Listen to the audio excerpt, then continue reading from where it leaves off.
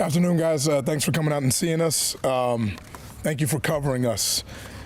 So looking forward to taking on a really, I think, progressing Kent State team and what Coach Kenny Burns. I've known Kenny for a long time. I worked with Kenny at Minnesota, and he's doing a really good job with his group.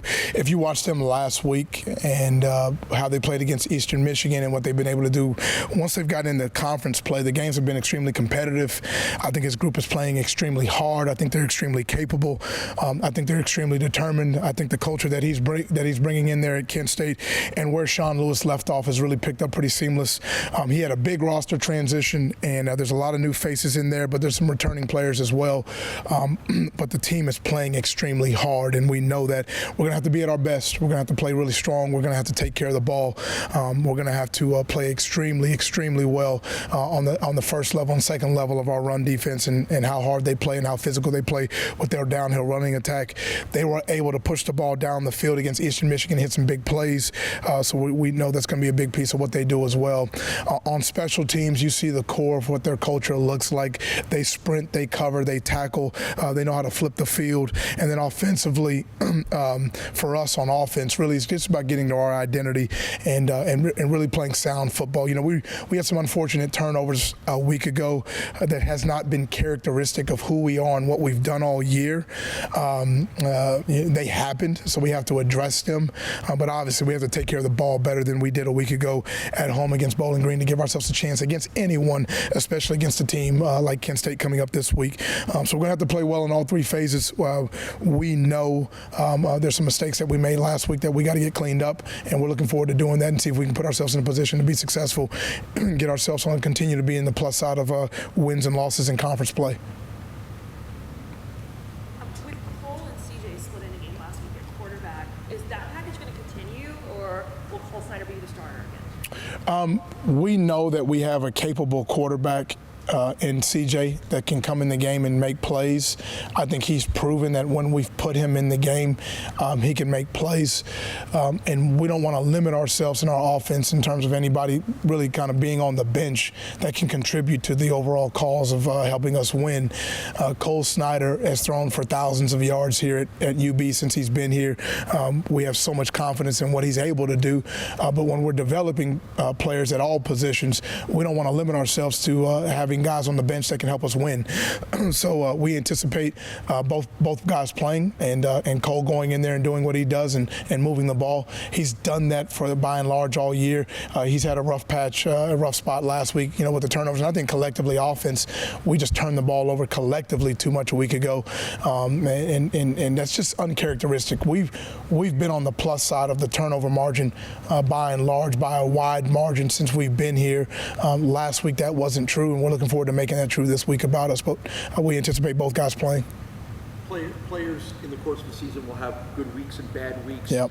In particular to Cole's case, but maybe on a broader level, what are you looking for in a bounce back from a player who might be coming off a game that he knows wasn't as good as it? Yeah, I just think we have confidence in Cole, and just being, there's not something I would say overwhelming, remarkable that you have to do. Just go back to being exactly who you are and what you've been able to do. You don't accumulate that many yards that he has through the air without being a guy that can make plays. So we've seen it, and it's been really proven. In the short time, Cole's thrown for over 4,000 yards here at UB. So we know he's very capable. So what we want you to do is know that, number one, we have nothing but trust and support in you, and go out there and play the way we know you're capable of playing. Everybody around Cole, raise your game up, continue to protect, continue to run the ball. I thought we had a really good job of being balanced in terms of our rushing attack against Bowling Green. Continue to run the ball well. And then we got to make some contested catches, and we got to make some plays down the field. So there's not one thing that we need to see you do. Be you. Be what you've been all since your time has been together with us, and continue to move the ball and get the ball out to our talented playmakers and take care of the ball. And that's the same way with the passing game, the receivers. How do they need to be resilient going into this? Right. I think by and large, we always challenge our receivers. The college game, by nature of run and RPO, a lot of the college throw game, even if it starts in too high, a lot of times it turns into one-on-one. You got to make contested catches. You know, outside of maybe your shallow drags and some of your man beaters, a lot of times there's going to be body on body, and there's going to be a guy covering you. You got to go up there and you got to win when the ball's in the air. You know, the sign of a great receiver is a guy that can make contested catches, make plays when the ball's in the air. You know, it's just like vice versa. The sign of a great DB is a guy that can win when the ball's in the air. So we know we're going to have to continue to, when we put the ball in the air. You know, you saw DJ Harding go up there in the end zone over there and make a big time catch. That was a touchdown for us.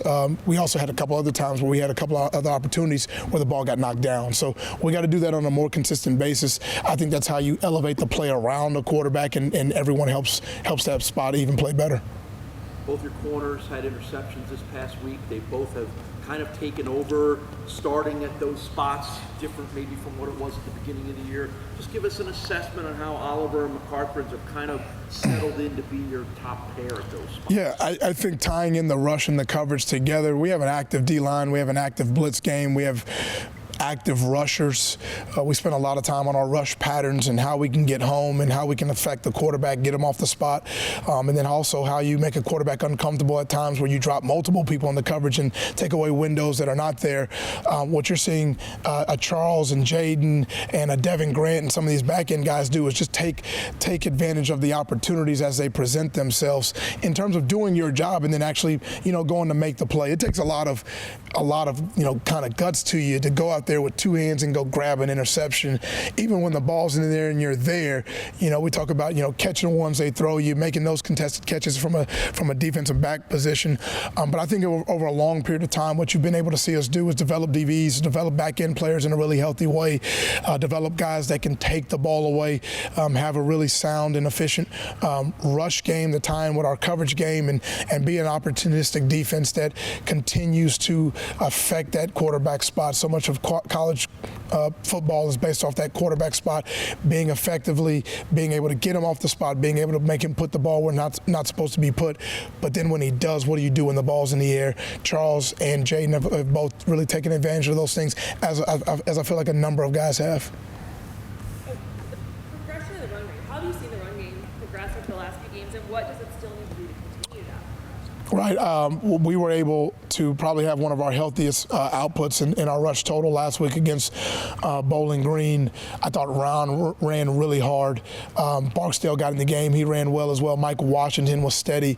You know, we've used a kind of a back by committee approach, and I think all those, by and large, keeping guys fresh and keeping some fresh legs in the game. I think all three of those guys have done a really good job. I think our O-line has played really hard. I think our O-line is protected. I think they're blocking really sound. I think there's gaps and there's running lanes. We have to continue to be able to run the ball at a really effective rate, and then tie in our ability to throw the ball down the field and throw the ball in intermediate between the hashes and outside the numbers to test people in all areas of the field. You know, we're not going to major in any just one thing. We want to have really good balance to what we're doing offensively. Our run game was sound last week. We got to continue to tie in our throw game and get us into a healthy position in terms of how we move the ball. Will Ron Kirk be available this weekend? Yes. Yeah, he'll be ready to go. You referenced it just now with Kent State. Your team is obviously an example of this as well.